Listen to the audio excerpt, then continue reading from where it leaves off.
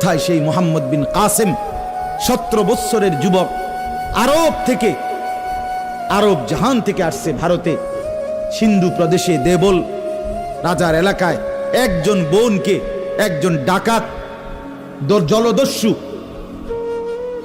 একজন পানির ডাকাত জলদস্যু তৎকালীন জামানায় একজন মুসলিম বোনের গায়ের ওড়না ধরে টান দিছিল। তখন ওই বোন চিঠি পাঠাইছিল হাজ্জাজ ইবনে ইউসুফের কাছে আরব দেশে, হাজ্জাজ তুমি বেঁচে থাকতে তোমার মুসলিম বোনের গায়ের ওড়না ধরে টান দিছে বেঈমান কাফের, তুমি এর বদলা নিবা কিনা আমি শুনতে চাই।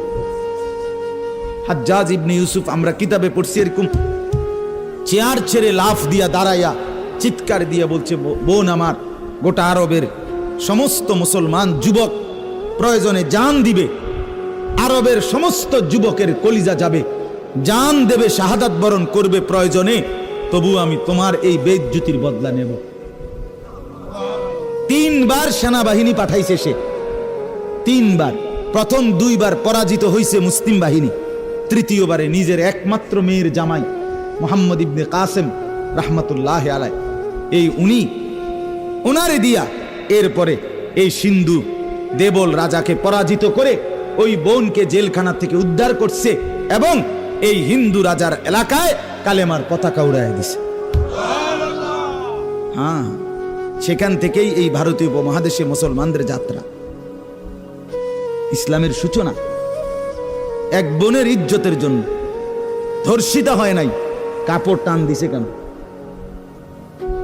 খলিফা মুতাসিম বিল্লাহ, এক ইহুদি খলিফা মুতাসিম বিল্লাহ, মুসলমানদের একজন খলিফার নাম উমাইয়া খলিফা, ওনার আমলে একজন মহিলা ইহুদিদের এলাকায় গেছিল বাজারে, পর্দানসীন বোরখাওয়ালা নারী, ওই ইহুদি দুষ্ট এক ইহুদি ওই মহিলার পিছন দিক দিয়া বোরকার পিছনে কৌশলে পিছন দিক দিয়া গোপনে এমন এক রশি টান দিস বাঁধছে।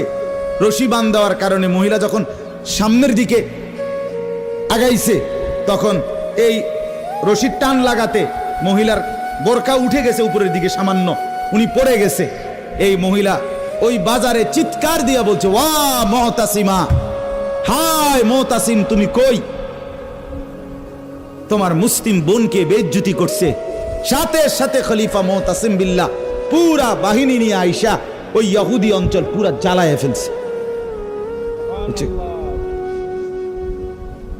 কথা ছিল এই, বাপ কথা ছিল এই, রক্ত আর আমাদের গায়রত আর আমাদের হারিয়ে ফেলেছি।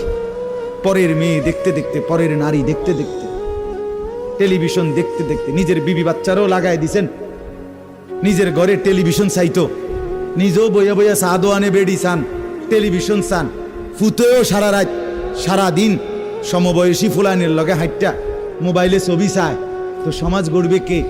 পরিবার নিরাপদ থাকবে কেমনে? কথা বলেন না কেন? বুড়ারাও চা দোয়ানে, বেড়ি তো ঘরের টেলিভিশনে, ফুলাফাইনে মোবাইলের আড্ডায়, তো মানুষ চরিত্রবান হবে কিভাবে? কমপক্ষে